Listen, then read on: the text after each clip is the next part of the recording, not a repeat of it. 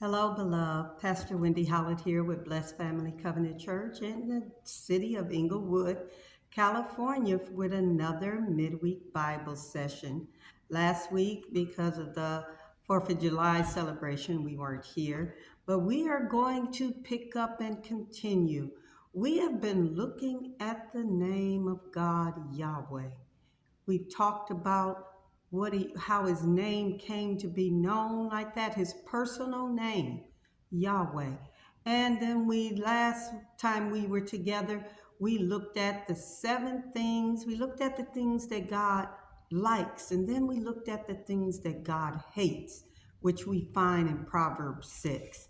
It's a list of 7, and I pray you check it and always go back and check it. I reread it all the time because I don't want to be in that category of making God angry and then acting like I don't know that I've done that.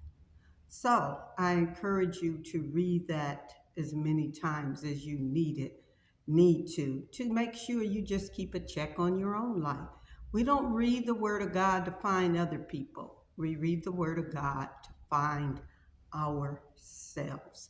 So today I do want to stay with Yahweh, and I want to look at a passage of scripture in Exodus 33 and 34.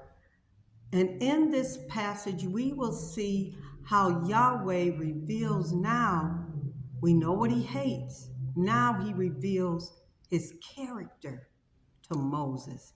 And this is very good. And it's a setup and a league way into how Jesus was when he was here on the earth.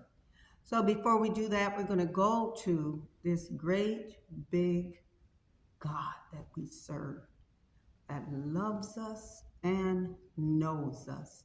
We are going to go before him first in prayer, and then we're going to get into today's lesson. Some of our saints here at Blessed Family know that one of our senior brothers has gone home to be with the Lord. And I tell you, that brother was such a blessing in this body.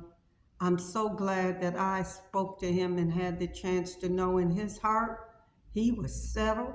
He said, I know where I'm going. And I am so grateful to God for the years he allowed him to be with us in Blessed Family. I'm upholding his wife, Sally, because I know that was her friend, and I know she is going to miss her friend. So if you will join with me in prayer. Father, we bless you. It seems like there's so much going on, even within your body. I know because of the times that we are in, your word declares you are going to shorten the days. So if you did not, the very elect would not even be saved. I see sometimes as I see saints going on home, I understand you have just shortened their days. So as we get into these end times, your people will be safe. Please look in on my dear sister, Sally. I want you to comfort her only like you can. I know she has a resolve. I know her heart is settled, but I know she will miss her husband of almost 30 years. So bless her in her Spirit of God, great comforter. Just surround her in Jesus' name. Bless any of those who are listening who are also suffering loss. I pray in Jesus' name. The family of Mary, that you would comfort them as she has gone home, and she says she was ready to go home and be with you. Bless these families in their loss, Lord. Bless our church body. In Jesus' name, amen. Amen. And maybe we need to read this today and understand this revelation of God's character, especially in these times we are living in. And as I said, with losses, and not even just that, just some of the confusion that is going on in this country. I tell you, I talked to someone and we were talking about the upcoming 4th weekend, and I said it's sort of sad because I sense people they're not in a celebratory mood regarding the 250th anniversary of this country. Many people have become despondent, untrusting, pitted against neighbor. And I am so grateful to God that I know his deliverance will and is coming. So, Yahweh, the revelation today of God's character is what we're going to look at. So, we know that the Lord made himself known to Moses when he called him up on the mount and told him to go and set the children of Israel free from their bondage in Egypt for all those years. Some say 250, some say it wasn't quite that many.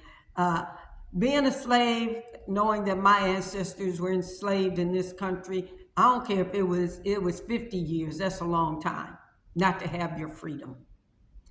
So in Exodus chapters 33 and 34, we now come to where we see the Lord reveal even more of himself to Moses. He goes in and even further and reveals himself. Moses asked the Lord in Exodus 33:18. He makes this statement to him. Show me your glory. Show me your glory. And sometimes this is puzzling to me because I'm like, he would descend down every time you went into the tabernacle, the tent of the meeting. His cloud would descend. He had a pillar of fire, but he wanted to see God for who he was. So Moses said, show me your glory. And because of God's glory, he responds to Moses, no one can see me and live. You can't see that and live. That is how glorious God is. I guess is the only word I can come up with. His glory, the word says he is such a brightness and energy that it would slay us. This is why we're going to need new bodies when we get to heaven. Brother Jimmy is in his new body now because this old body cannot take the glory of God. This sinful flesh cannot experience the glory of God in its fullness. So, as I said, because Yahweh is so holy, this is why he says, no, you can't see me and live, you know.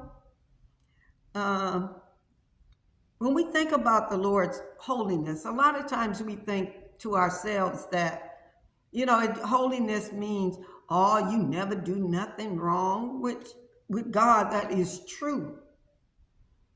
But it's larger than that. He can't sin anyway. We have to understand this is the character of God. God cannot sin. Sin is not in him. Not like it's in us. It's not in him. So we need to comprehend by the grace of God and by the Spirit of God, the Lord's holiness as we look at it here. So as I said, the Lord's reply to Moses, his servant, was that no one can see Yahweh and live. But look at the kindness of God. As holy as he is, look at the kindness of God. Yahweh then told Moses in verse 19 of chapter 33, I myself will make all my goodness. So he equates his goodness with his glory. I will make all my goodness pass before you, and I will proclaim the name of the Lord before you. So two things we have to look at. Moses wanted to see his glory. Yahweh's response to Moses was, I'm going to make my goodness pass before you. And then I'm going to proclaim or pronounce my name. So part of the Lord's glory is his goodness and his name. Yahweh, when he says this to Moses, he's actually saying, you can't see me, but I'm going to make you know me. Isn't that where we're at right now? We can't physically see God, and yet he makes us know him. I am so grateful to God and to the Holy Spirit. We don't see God like Moses did, but he makes us know him. capital K-N-O-W. He says, I'm going to make you know who. Then he puts that in there again. I am. Capital I, capital A, capital M. Who I am by proclaiming my name to you. The Lord is telling Moses, the Lord God tells Moses here, if I tell you my name, you don't know me. You will understand me when I tell you about my name. So the Lord places Moses in the cleft of a rock. Those of you who know the story. And he covers him with his hand. We actually read it, he says he only gonna make his backside pass by Moses. And when God did this, when he put Moses in the cleft of this rock, covering him with his hand and passed by him, he shouted, he made a shout out. He actually said words. And in these words, God gave a revelation to Moses about who he was. And he did it through his name. So if we go to Exodus 34, verses 6 and 7, and I'll talk for a second while you get that together if you want. This is where we hear, remember, Moses said, let me see your glory. Let me see your glory. Exodus 34, 6 and 7. But back in Exodus 33, 19, when he said, let me see your glory, he said, the Lord's response was, I'm going to make my goodness pass before you. And I'm going to proclaim the name of the Lord. Now we're in chapter 34, verses 6 and 7. So the Lord passed by in front of him and proclaimed, the Lord, capital L-O-R-D, Yahweh, the Lord God. He said it twice.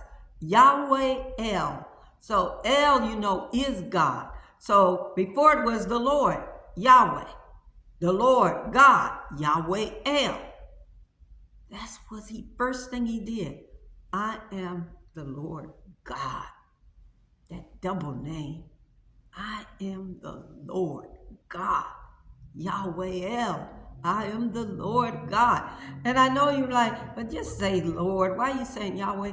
I have to tell you, I am getting this sense of, I can't even explain it when I call him Yahweh. I feel like I'm knowing him more intimately when I call him Yahweh. So Yahweh tells Moses, he says, the Lord God. He said, compassionate. Now he's telling Moses how he is. Compassionate and gracious. Compassionate and gracious. 3, I'm slow to anger. And if you have been saved, you know that's true. And abounding. He overflows in loving kindness and truth. You would think those two don't go together. Loving kindness and truth. And I'm a big believer in, if you can't speak the truth in love, like we're told in Ephesians, you need to shut up. You just want to correct somebody because you want to correct them. We have to speak the truth in love. The Lord says he is abounding in loving kindness and truth. He keeps loving kindness for thousands. For thousands. He said, I don't even run out. I keep mercy or loving kindness for thousands. Then he says, I forgive iniquities. I forgive transgressions. And I forgive sin. So this is what the Lord says about his own character. I'm compassionate. I'm gracious. I'm slow to anger. I'm abounding in loving kindness and truth. I keep kindness. I can't even run out of it. I keep kindness for thousands. I forgive iniquities. I forgive transgressions. And I forgive sins. And then he puts a yet in there. God showing Moses who he is. Yet I will by no means leave the guilty unpunished, visiting the iniquity of fathers on the children and on the grandchildren to the third and fourth generations. If you are a parent, more than ever, you ought to want to live right, lest your kids have to reap your iniquities before God. Our Dr. Thurman, who raised us spiritually, he told us that if you don't get saved for yourself, get saved for your children.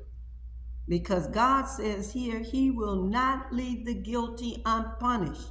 He will visit the iniquity of the fathers on their children and on their grandchildren to the third and fourth generation. I relinquished my life to God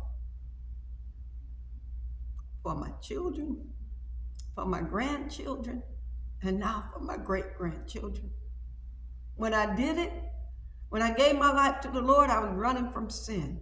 But after being with him, I lay down everything because I know he's the best thing that will happen to anybody on earth.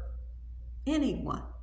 And being called early after giving my life to the Lord, I was called within a year. I knew I didn't preach. I'm not one of those novices saying I got called and then waiting for someone to invite me to the pulpit. I didn't preach for years, because my pastor said, go study and the Lord will manifest it. And that's what I did. I had a regiment of reading God's word, and the Lord used my discipline and my being subject to him and to his spirit to teach me. And I remember one while there with my children, their dad and I had divorced, and the Spirit told me just as clearly, this is why I know God will lead and guide you into all truth if you allow him. One day he told me, your children are as much of a ministry as the calling as I put on your life. I knew from that point on, I need to do everything I could to make sure my sons understood the importance of God in our lives. And to this day, thanks be unto God, not to me, God has kept both of my sons in his house. They are both under my ministry. They are both saved. My grandchildren come. My great-grandchildren come. They are all under this banner of God. You can't pay for that. You can't. And I'm just pleading with some of you, let God have your life. You want your children to be saved? Let God have your life. He is the best thing for them. So when we look at this, what the Lord says to Moses, I'm compassionate, I'm gracious, I'm slow to anger, I'm abounding in loving kindness and truth. I keep kindness for thousands, I forgive iniquities and transgressions and sin. This is the most incredible revelation of the essence of God in the entire Bible. Here he tells us exactly how he is. Other than Jesus being incarnated and being God with us in the earth, this what the YAHWEH tells to Moses, tells us exactly how God is. And if you've been with him, you know these things are true. And he repeats his name twice, as I've already said. Yahweh the Lord, Yahweh El, the Lord God. Now, because no one is greater than Yahweh, no one is above Yahweh, there was no one else to swear by than by himself. So Yahweh swore by himself what he was going to do could be trusted. And when he supernaturally reveals himself to Moses with this revelation, and he swears in his truthfulness, that is why he said Yahweh and Yahweh El. He wants Moses to know, you can trust what I'm telling you. So we know in the Hebrew writer, he picks this up and he said, when he could swear by none other, he swore by himself. This is exactly a situation where God had to swear by himself. He said, ain't no one's greater than me, no one's higher than me, so I'm going to have to swear by my own name. Just like he did with Abraham. Blessings, I'm going to bless you. Multiplyings, I'm going to multiply you. So all of creation is beneath Yahweh. He has to swear by himself and saying, I can be trusted. And this is what Yahweh does. He supernaturally, and he still does it today, revealed himself to Moses and let Moses know who he is. He supernaturally said, I want you to see. You can see my glory. He only let Moses see his backside. But they say his backside was history. And Moses got to see everything. That's why he could write the 5 books, the Pentateuch. That's why he could write those, because he saw the backside of God. So, beloved, as born-again believers, Yeshua, Jesus, is the revelation of Yahweh for us. As born-again believers, those of us who have given our lives to the Lord, Jesus is our revelation of Yahweh. We come to know Yahweh by the life and example of Yeshua, Jesus, and the Holy Spirit. Jesus' life on earth is a revelation of the Lord God and his love for us. Jesus, Yeshua, as the Word made flesh, keeps showing us Yahweh day in and day out. The Holy Spirit, who is left here as a comforter and a reminder of what the Lord has said to us. When we are available and when we listen, he will show us the Father, and he will remind us about Jesus. Moses cried out to Yahweh, show me your glory. And as believers of Jesus Christ, I want you to get this. Moses wanted to see God's glory. As believers, Paul says, we are changed from glory to glory in the face of Jesus Christ. Our salvation is something else. And I am so grateful to God. I'm grateful to know the Lord. I'm grateful to know Yahweh. I'm grateful that he's personable. And that was the whole thing. He wanted to be personable. He didn't want to be so high and far away. He wanted to be personable. And that's what he is through Christ Jesus. He's a personal God. And I'm so grateful so that when we have losses, when we go through things, when we don't know, he is so personal and so right there with us. And I am so grateful. So until next week, beloved, may the Lord bless you and keep you. May he make his face to shine upon you and be gracious unto you.